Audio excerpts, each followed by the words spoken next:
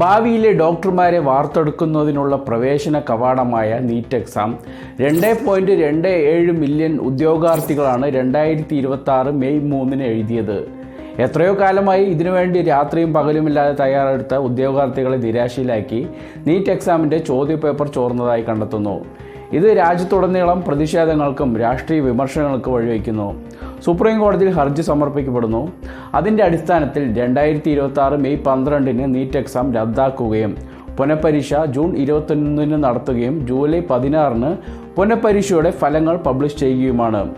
ആ result publish ചെയ്യുന്ന സമയത്തും അതിനുശേഷവും ഇന്ത്യയിലെ വിദ്യാഭ്യാസ അഴിമതിക്കെതിരെയും ക്രമക്കേടുകൾക്കെതിരെയും പ്രതിഷേധം രേഖപ്പെടുത്തുന്നതിൻ്റെ ഭാഗമായി കേന്ദ്ര വിദ്യാഭ്യാസ മന്ത്രി ധർമ്മേന്ദ്ര പ്രധാൻ രാജിവെക്കണമെന്നാവശ്യപ്പെട്ട് കഴിഞ്ഞ 20 ദിവസമായി സാമൂഹ്യ പ്രവർത്തകനും വിദ്യാഭ്യാസ പരിഷ്കർത്താവുമായ സോനം വാങ്ചുക്ക് ഡൽഹിയിലെ ജന്തർ മന്ദറിൽ നിരാഹാര സമരം നടത്തുന്നുണ്ട്.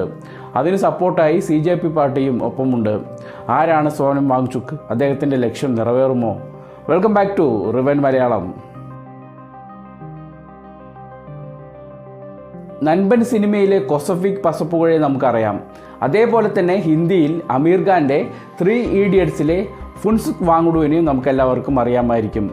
ഈ കഥാപാത്രം ഉരുത്തിരിഞ്ഞത് ഒരു യഥാർത്ഥ ജീനിയസിൽ നിന്നാണെന്ന് എത്ര പേർക്കറിയാം? സ്കൂളിൽ പോകാൻ സൗകര്യമില്ലാത്തത് കൊണ്ട് തന്നെ 9ാം ക്ലാസ് വരെ അമ്മയുടെ ശിക്ഷണത്തിൽ വളർന്ന സോനം വാങ്ചുക്ക് അദ്ദേഹത്തിൻ്റെ പിതാവിന് ജമ്മു കാശ്മീരിൽ മന്ത്രിസ്ഥാനം ലഭിക്കുന്നതോടെ ശ്രീനഗറിലെ ഒരു സ്കൂളിൽ ചേരുകയാണ്. പക്ഷേ അവിടുത്തെ ഭാഷയും വിദ്യാഭ്യാസ രീതിയും മനസ്സിലാകാത്ത സോനം വാങ്ചുക്കിനെ മറ്റ് വിദ്യാർത്ഥികൾ മണ്ടനെന്ന് വിളിച്ച് കളിയാക്കുകയും തൻ്റെ ജീവിതത്തിലെ ഒരു കറുത്ത അധ്യായമായി സോനം വാങ്ചുക്ക് അത് ഓർത്തെടുക്കുകയുമാണ്. പിന്നീട് 12 വയസ്സുള്ളപ്പോൾ ഒറ്റയ്ക്ക് ഡൽഹിയിൽ പോയി കേന്ദ്രീയ വിദ്യാലയത്തിൽ പ്രാഥമിക വിദ്യാഭ്യാസം പൂർത്തിയാക്കുന്ന സോനം വാങ്ചുക്ക് അതിനുശേഷം സ്വന്തമായി ജോലി ചെയ്ത് പണം കണ്ടെത്തി 1987 മെക്കാനിക്കൽ എഞ്ചിനീയറിംഗിൽ ബിരുദം നേടുകയാണ്. 1988 ബിരുദാനന്തര ബിരുദം നേടിയതിനു ശേഷം സ്വന്തം നാടായ ലഡാക്കിൽ അതുവരെ പുസ്തകങ്ങളെ മാത്രം ആശ്രയിച്ച് പഠിച്ചിരുന്ന വിദ്യാർത്ഥികൾക്ക് പുതിയൊരു വിദ്യാഭ്യാസ രീതി പരിചയപ്പെടുത്തുകയാണ്. സോനം വാങ്ചുക്ക് പരിസ്ഥിതിയോട് ഇണങ്ങി എങ്ങനെ വിദ്യാഭ്യാസം നേടാമെന്നും അത് എങ്ങനെ പ്രാവർത്തികമാക്കാമെന്നും വിദ്യാർത്ഥികളെ പഠിപ്പിക്കാൻ ആരംഭിക്കുകയാണ്. അതിനായി students education and cultural of Ladakh എന്ന സംഘടന സ്ഥാപിക്കുകയാണ്. അതിൻ്റെ ഭാഗമായി ഓപ്പറേഷൻ ന്യൂ ഹോപ്പ് എന്ന പദ്ധതി ആരംഭിക്കുന്ന സോനം വാങ്ചുക്ക് 3 ഇഡിയറ്റ്സിലും നൻപൻ സിനിമയുടെ ക്ലൈമാക്സിലും കാണുന്നത് പോലെ ഡിഫറൻ്റ് ആയിട്ടുള്ള പുതിയ ആശയങ്ങൾ കണ്ടെത്തി അത് ജനങ്ങൾക്ക് എങ്ങനെ ഉപകാരപ്രദമാക്കാമെന്ന് തൻ്റെ വിദ്യാർത്ഥികളെ ദിനംപ്രതി പഠിപ്പിക്കുകയാണ്. ഉദാഹരണമായി പറയുകയാണെങ്കിൽ തണുത്ത കാലാവസ്ഥയിൽ ബുദ്ധിമുട്ടുന്ന സൈനികർക്കായി സൗരോർജ്ജത്തിൽ പ്രവർത്തിക്കുന്ന ടെൻറ്റുകൾ വികസിപ്പിക്കുന്നു. ലഡാക്കിലെ -30 ഡിഗ്രി തണുത്ത കാലാവസ്ഥയിൽ പോലും ചൂട് നൽകി പ്രവർത്തിക്കുന്ന മണ്ണുകൊണ്ടുള്ള സ്കൂളുകൾ നിർമ്മിക്കുന്നു, വീടുകൾ നിർമ്മിക്കുന്നു. കർഷകർക്കായി ഐസ് തൂബ പദ്ധതി ആരംഭിക്കുന്നു. അതെന്താണെന്ന് ചോദിച്ചാൽ മഞ്ഞുകാലത്ത് ഒരു കോണാകൃതിയിൽ ഐസ് ശേഖരിച്ചു വയ്ക്കുകയും വേനൽക്കാലങ്ങളിൽ അത് വെള്ളമായി ഉപയോഗിക്കുന്ന പദ്ധതിയാണ് ഐസ് തൂബ പദ്ധതി എന്ന് പറയുന്നത്. ഇങ്ങനെ വിദ്യാഭ്യാസത്തിലും പരിസ്ഥിതി പ്രവർത്തനത്തിലും ലഡാക്കിലെ സമ്പത്ത് വ്യവസ്ഥയും മാറ്റാനായി അക്ഷീണം യത്നിച്ച സോനം വാങ്ചുക്ക് 2018 ഏഷ്യയിലെ നോബൽ സമ്മാനം എന്നറിയപ്പെടുന്ന മാഗ്സസെ അവാർഡ് ലഭിക്കുന്നു. അങ്ങനെ ഇരിക്കുകയാണ് 2019 ജമ്മു കാശ്മീരിനെ 2 കേന്ദ്രഭരണ പ്രദേശങ്ങളായി വിഭജിക്കുന്നത്. പക്ഷേ ഇതിനെതിരെ പ്രത്യക്ഷമായും പരോക്ഷമായും വലിയ രീതിയിൽ എതിർപ്പുകൾ ഉയർന്നു വരികയാണ്. അങ്ങനെയാണ് 2023 സോനം വാങ്ചുക്ക് തൻ്റെ ആദ്യത്തെ ഉപവാസ സമരം ആരംഭിക്കുന്നത്. ദുർബലമായ കാലാവസ്ഥാ വ്യതിയാനത്തിൻ്റെ പ്രത്യാഘാതങ്ങൾ ചൂണ്ടിക്കാണിക്കുന്നതിനും ലഡാക്കിൻ്റെ സംരക്ഷണത്തിനുമായി ലഡാക്കിൽ ഉപവാസ സമരം നടത്തുകയും പോലീസ് ആ ഒരു ഉപവാസ സമരം തടയുകയും വീട്ടുതടങ്കലിൽ വയ്ക്കുകയുമാണ്.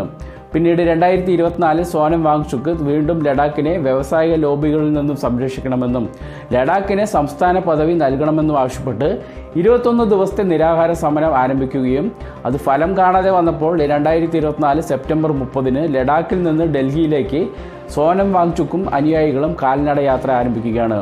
പക്ഷേ വീണ്ടും സോനം വാങ്ചുക്കിനെയും അനുയായികളെയും പോലീസ് കസ്റ്റഡിയിൽ എടുക്കുകയും 2 ദിവസത്തിനു ശേഷം വിട്ടയക്കുകയുമാണ്. അതുകൊണ്ടൊന്നും തീരുന്നില്ല. വീണ്ടും 2025 സെപ്റ്റംബർ 24 ലഡാക്കിലെ ലേയിൽ സോനം വാങ്ചുക്കിൻ്റെ നേതൃത്വത്തിൽ പ്രതിഷേധം ആരംഭിക്കുകയും അത് വലിയൊരു കലാപമായി മാറുകയും സമരക്കാരും പോലീസുകാരും തമ്മിലുള്ള ഏറ്റുമുട്ടലിൽ 4 സാധാരണക്കാർ കൊല്ലപ്പെടുകയുമാണ്. അതോടെ ലേ മേഖലയിൽ കർഫ്യൂ ഏർപ്പെടുത്തുകയും 2025 സെപ്റ്റംബർ 26 സോനം വാങ്ചുവിനെ പോലീസ് കസ്റ്റഡിയിലെടുക്കുകയും ജോധ്പൂർ ജയിലിലേക്ക് മാറ്റുകയുമാണ്. പിന്നീട് 170 ദിവസത്തിന് ശേഷം 2026 മാർച്ച് 14 ജയിൽ മോചിതനായ സോനം വാങ്ചു വിദ്യാഭ്യാസത്തിൽ വലിയ മാറ്റങ്ങൾ കൊണ്ടുവരാനും ചോദ്യപേപ്പർ ചോർച്ചയ്ക്കുമെതിരെ കേന്ദ്ര വിദ്യാഭ്യാസ മന്ത്രി രാജിവെക്കണമെന്നാവശ്യപ്പെട്ട് 2026 ജൂൺ 28-ന് CJP പാർട്ടിക്ക് സപ്പോർട്ട് നൽകുന്ന രീതിയിൽ ഡൽഹിയിലെ ജന്തർ മന്ദറിൽ അനിശ്ചിതകാല നിരാഹാര സമരം ആരംഭിക്കുകയാണ്. അദ്ദേഹത്തിന് സപ്പോർട്ടായി രാഷ്ട്രീയ മേഖലയിൽ നിന്നും സിനിമാ മേഖലയിൽ നിന്നും ധാരാളം പേർ രംഗത്ത് വരികയാണ്. സമരം 18 ദിവസത്തിലേക്ക് അടുക്കുമ്പോൾ 8 കിലോഗ്രാം ഭാരം കുറഞ്ഞതായും അദ്ദേഹത്തിൻ്റെ ആരോഗ്യസ്ഥിതി വഷളായിക്കൊണ്ടിരിക്കുന്നതായും അദ്ദേഹത്തെ പരിശോധിച്ച ഡോക്ടർമാർ റിപ്പോർട്ട് നൽകുകയാണ്. അതിൻ്റെ അടിസ്ഥാനത്തിൽ ഡൽഹി ഹൈക്കോടതി സോനം വാങ്ചുവിൻ്റെ ജീവൻ രക്ഷിക്കാൻ സാധ്യമായതെല്ലാം ചെയ്യണമെന്ന് ഡൽഹി സർക്കാരിനോട് ഉത്തരവിടുകയാണ്. പക്ഷേ CJP സ്ഥാപകനായ അഭിജിത്ത് ദീപ്കെ ജൂലൈ 20-ന് പാർലമെൻറ്റിലേക്കുള്ള പ്രതിഷേധ ജാഥ നടത്തുന്നതുവരെ നിരാഹാര സമരം തുടരുമെന്ന് പ്രഖ്യാപിക്കുകയാണ്. പക്ഷേ ജൂലൈ 18-ന്, അതായത് ഇന്ന് അതിരാവിലെ സമരം നടക്കുന്ന ജന്തർ മന്ദർ സമരപന്തലിൽ എത്തുന്ന പോലീസുകാർ സോനം വാങ്ചുവിനെ നിർബന്ധിതമായി ഹോസ്പിറ്റലിലേക്ക് കൊണ്ടുപോവുകയും അതിനുശേഷം സമരക്കാർ ജന്തർ മന്ദറിൽ വൻ പ്രതിഷേധം ഉയർത്തുകയുമാണ്. പിന്നീട് CJP സ്ഥാപകൻ അഭിജിത്ത് ദീപ്കെ സമരപന്തലിലെത്തി നിരാഹാര സമരം തുടരുന്നതായി പ്രഖ്യാപിക്കുകയാണ്. ഇനി എന്ത് സംഭവിക്കുമെന്നുള്ളത് നമുക്ക് കാത്തിരുന്ന് കാണേണ്ടതുണ്ട്. പുതിയൊരു വീഡിയോയിൽ കണ്ടുമുട്ടാം. Take care. ബൈ.